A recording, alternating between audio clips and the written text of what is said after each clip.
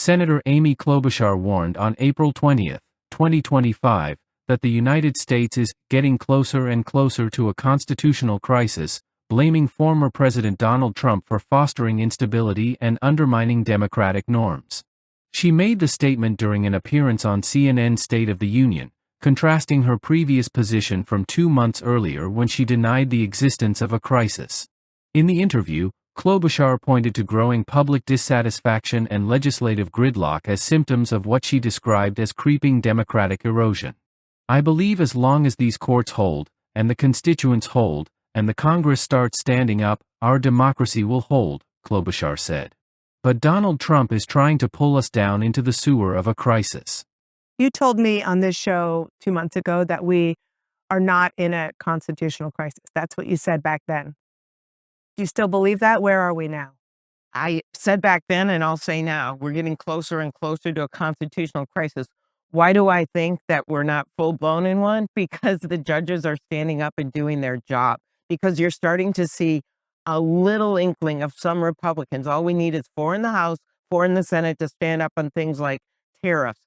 When you start seeing them actually vote to get rid of the Canadian tariffs, a bill that Senator Kaine and I and Senator Warner put forward, you start to see, is there a glimmer of hope that they're going to stand up for this nation as well?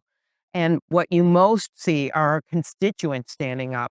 And it is not just the loudest people in the room. I just came back from a 19-county rural tour, and I saw farmers show up and small business owners show up, and they would come to the microphone. They wouldn't be as loud. They weren't holding up signs that say this isn't normal, as much as that is necessary. They're the ones that saying, I voted for Donald Trump, but I'm not happy with how this is happening. My 401k is down. I can't figure out Social Security. No one's answering the phone. That's the chaos you're seeing. And I believe as long as these courts hold and the constituents hold and the Congress starts standing up, our democracy will hold.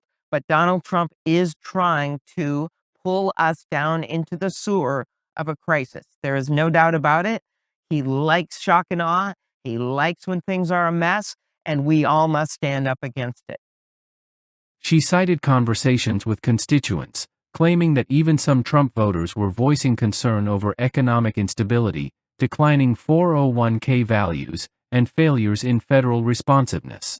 Klobuchar also referenced bipartisan efforts in the Senate to repeal tariffs, suggesting these efforts showed signs of political pushback against Trump's policies.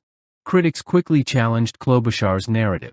While major right-leaning media outlets had not directly reported on her remarks as of April 22, figures like Senator Ted Budd dismissed such statements as overblown, attributing them to Democratic political losses in the 2024 election.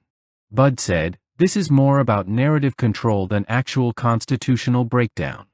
Others pointed to the legal legitimacy of Trump's executive actions, including spending freezes and immigration orders, under the unitary executive theory.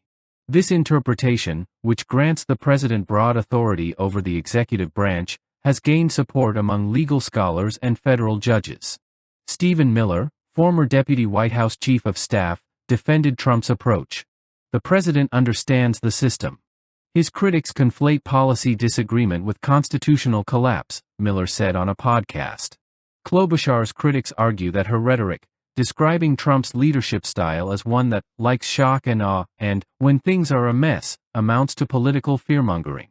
They say her anecdotal evidence about disillusioned Trump voters is selective and unrepresentative, and that legislative dissent on tariffs doesn't signal a constitutional crisis but a functioning republic.